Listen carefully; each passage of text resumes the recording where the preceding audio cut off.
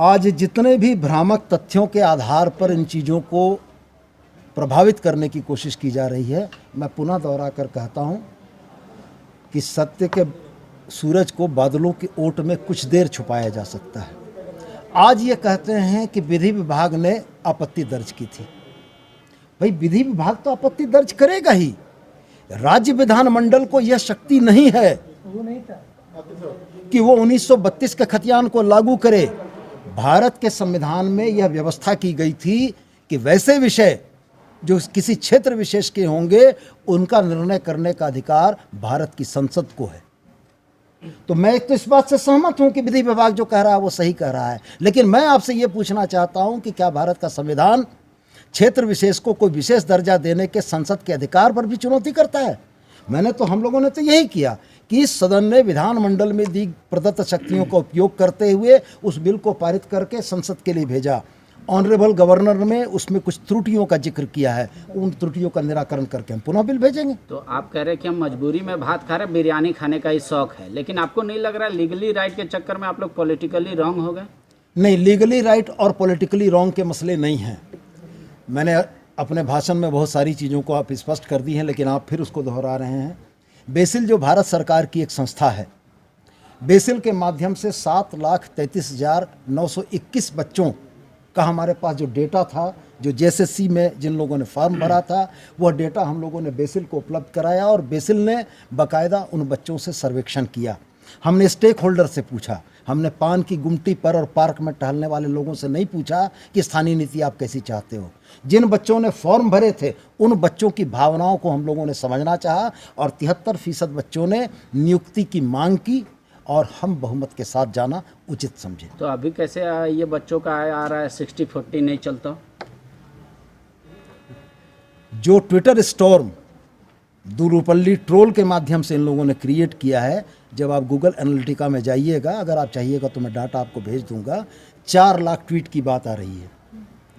Originally 4% उसमें tweets हैं और 96% उसमें रिट्वीट हैं।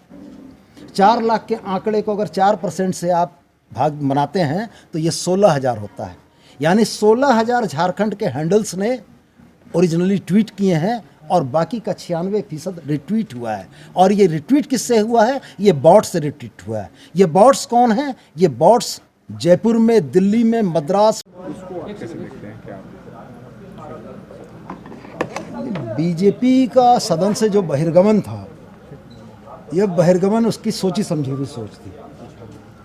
4 तारीख के सामान्य वाद विवाद के दरमियान भी माननीय सदस्य अमित मंडल जी का एकमात्र वक्ता के तौर पर सचेतक के द्वारा नाम दिया गया था और आज भी सामान्य वाद विवाद चूँकि 4 तारीख वाला ना हो पाया था, जिसके चलते आज समय दुगना था।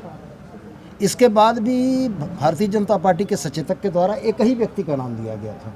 तो ये उनकी स्पष्ट मंशा को दर्शाता है कि वो अपनी बात कह के सदन से निकल जाना चाहते थे। वो सत्ता पक्ष के जवाबों को सुनने के लिए इंटरेस्टेड नहीं थे।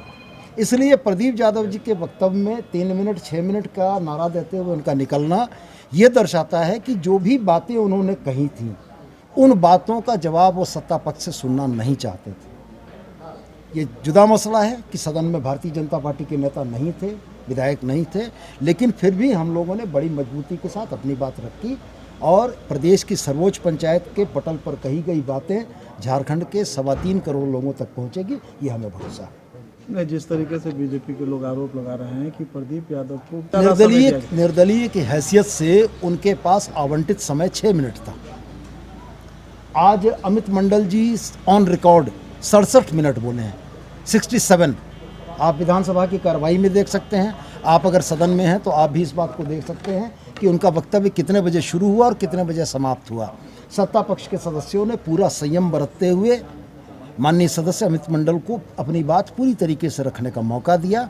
और मैं तो स्पष्ट रूप से आपको बता रहा हूं कि 4 तारीख को और आज के दोनों ही दिन एक ही वक्ता का नाम देना ये दर्शाता है कि भारतीय जनता पार्टी के विधायक दल ने यह तय किया था कि चूंकि एक वक्ता रहेगा तो उनको 62 मिनट का समय मिलना था, 60 मिनट का समय आज मिलना था, जबकि वो 67 मिनट बोले। अगर वो 2 वक्ताओं का को बोलते नाम देते तो निश्चित रूप से माननीय अध्यक्ष 30वें मिनट के बाद उनको रोक देते।